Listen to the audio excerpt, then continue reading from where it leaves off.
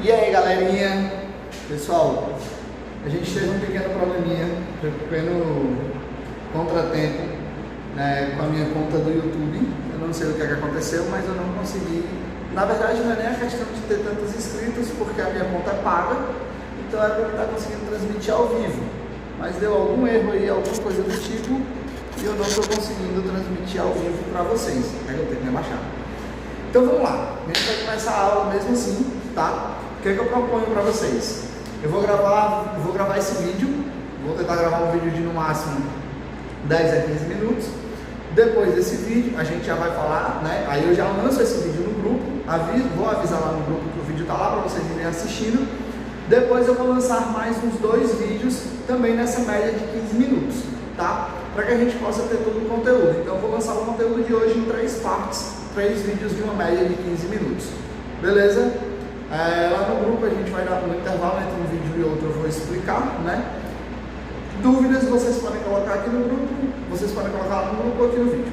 Mas vamos lá, galera, pra gente reforçar o que a gente já vinha falando, a gente está falando muito agora, a gente na verdade agora vai falar mais do cliente, né? Quem é cliente, quem não é cliente, valorização do cliente, como é que a gente consegue fazer um aproveitamento melhor dos clientes, certo? E a primeira parte desse conteúdo é o cliente não rentável. Todo cliente é rentável, isso a gente tem que admitir. Se o cara te traz faturamento, logo ele é rentável, certo? O que é que muda, certo? O que é que a gente consegue fazer de alteração dentro do conceito? O que é um cliente não rentável? Aquele cliente que, em vez dele na verdade, ele te traz faturamento, mas não te traz lucro, certo? Ou então ele se torna um cliente de uma compra só, sabe? Então esse cliente ele se torna um cliente não rentável. Alguns exemplos que a gente pode dar sobre isso, né? A gente pode pensar assim, por exemplo, sei lá, eu tenho um cliente que ele me comprou, peraí que eu não tô achando, assim fica melhor. Eu tenho um cliente que ele me comprou 200 mil, certo? Me comprou 200 mil e tal. Só que esse cara, para me comprar 200 mil, eu tive que fazer uma negociação com ele de muito tempo, incluir muitos descontos na minha venda, eu tive que entregar produtos a mais para ele ainda me cobrou uma logística diferenciada, que isso me gerou um custo também superior. Então o cara me comprou 200 mil, eu tive um faturamento de 200 mil com ele, faturamento que é acima da minha perspectiva, porque a média de faturamento com meus clientes é de 50 a 100 mil, mas foi muito caro vender para ele, certo? Eu faturei com ele 200 mil, mas para me chegar nesses 200 mil, se mexe não. Para me chegar nesses 200 mil, eu tive que gastar bastante com esse cliente. Então aí ele começa a se tornar um cliente não rentável. Mas aí a gente tem uma certa margem. Esse cara foi muito caro para ti. Para tu conquistar essa venda com ele foi muito caro. Tu não conseguiu isso assim no estralado de dedos. Tu teve que dar desconto, teve que abater quase toda a tua liquidez para poder vender para ele. Mas esse cara voltou. No mês seguinte ele fez uma outra compra de 100 mil, de 70 mil. Chegou a uma compra equilibrada junto com os teus clientes anteriores. Aí sim ele é um cliente rentável. Então o que é que eu quero dizer? O cara fez um faturamento alto para ti, fez uma compra altíssima contigo, mas te pediu uma porrada de desconto, te fez gerar despesas extras para poder atender esse cara. Então nesse caso ele é um cliente não rentável. Se ele voltar, certo? Se ele voltar a comprar contigo, esse negócio de ficar olhando para essa câmera é agoniante. Se ele voltar a comprar contigo, aí sim ele se torna um cliente rentável, certo? Por quê? Porque tu fez um investimento para vender para ele, porque tu abriu mão do teu lucro. Então ficou rentável, não ficou totalmente não rentável, beleza? O segundo ponto que é interessante dentro desse conteúdo é a parte de Código de Defesa do Consumidor. Pessoal, para que vocês entendam uma coisa, essa relação de Código de Defesa do Consumidor, ela é muito, deixa eu ver uma forma de falar, ela é muito obscura dentro do mercado. Entender o que é o Código de Defesa do Consumidor, o que são as leis que defendem o consumo, elas são meio complicadas. Mas o que é o Código de Defesa do Consumidor na sua essência? É as diretrizes, certo? Que levam as diretrizes e ordens, ou leis, metas, alguma coisa do tipo, que fazem com que as empresas respeitem o consumidor. Ou seja, olha que louco, tem que ter um código de defesa para mostrar para a empresa como é que ela tem que tratar o cliente dela, certo? Então foi criado o Código de Defesa do Consumidor. Dentro da apostila vocês vão encontrar data de criação, formato, por que ele foi criado, mas basicamente, galera, o motivo da criação do Código de Defesa do Consumidor foi a inflação. A gente viveu no Brasil, na verdade o Código de Defesa do Consumidor existe em alguns países, tem alguns países que nem existe, tá? É apenas o Código Civil comum, né? Os Estados Unidos, por exemplo, ele não tem Código de Defesa do Consumidor, você opera diante do Código de Defesa Civil. Mas o que é que acontece? A gente vivia num país em que o preço do leite, a mãe dormia, você dormia, o leite era R$ 2,50, e pelas taxas cambiais, que louco, tá de cabeça para baixo, era R$ 2,50 pelas taxas cambiais, quando era no meio do dia, dormia com R$ 2,50, amanhecia o dia, no meio do dia, tu ia atrás do leite, o mesmo leite estava com R$ 5, certo? Deixa eu tentar ver se eu consigo virar essa câmera aqui de lado. Não dá não. Vai ficar meio que de cabeça para baixo para vocês, meio ao contrário. Pelo menos para mim tá. Acho que para vocês talvez não esteja. Então você dormia com um preço e acordava com, e no meio do dia acordava com outro. O que é que acontece? Como isso estava acontecendo, né, precisava-se haver primeiro uma determinação de controle. Porque o que é que acontecia? A inflação, que era quem cambiava esse preço, ela dormia às vezes a 102%.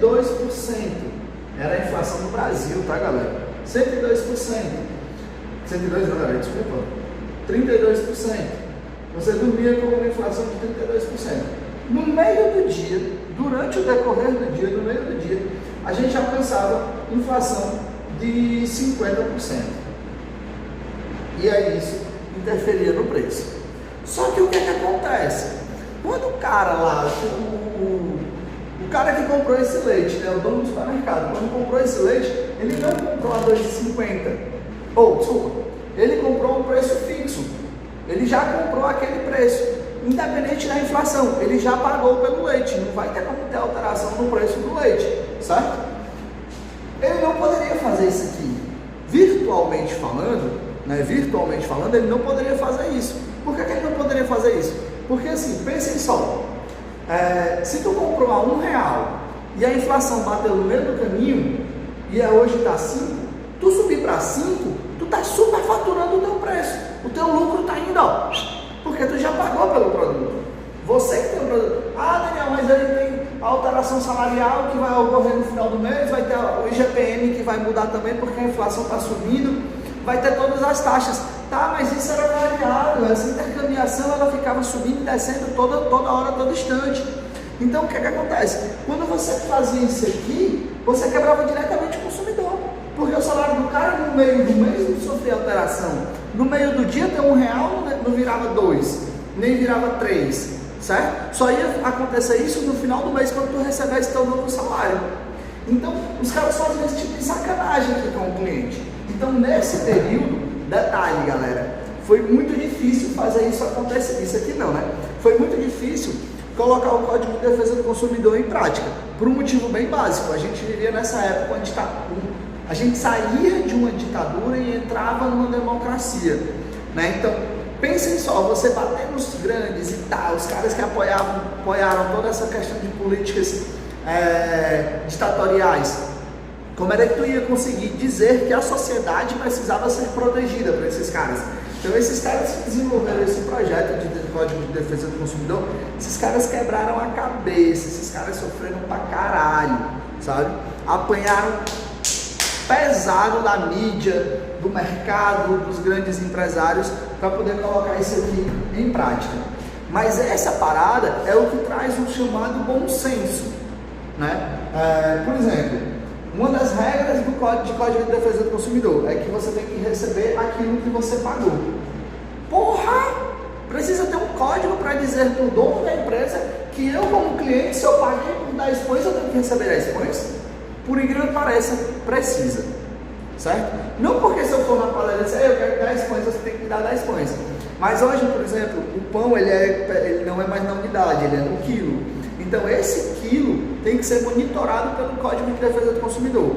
O Inmetro, né, a Anvisa, todos os órgãos regulamentadores, eles participam da construção, elaboração e desenvolvimento do Código de Defesa do Consumidor. E o Código de Defesa do Consumidor nada mais é do que um ato de bom senso, certo? O que é que eu quero dizer com um ato de bom senso?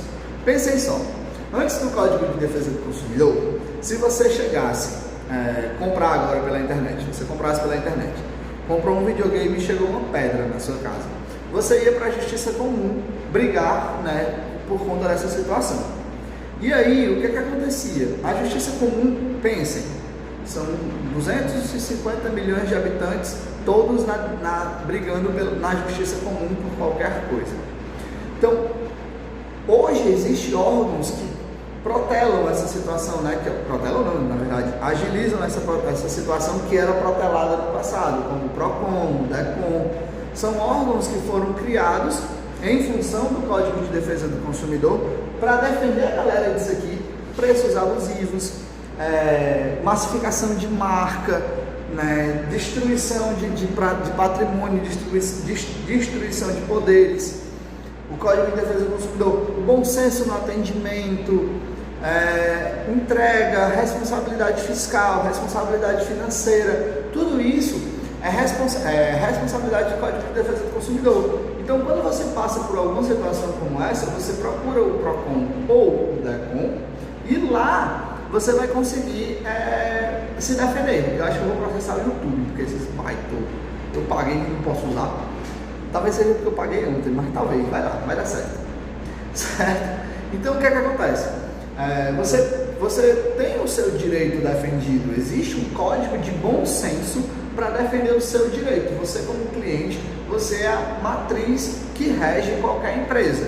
Mas parece que algumas empresas não tinham esse discernimento e elas precisaram de um código de defesa, um código de regras, de moral, de ética, para mostrar para os caras como proteger aquilo que é o maior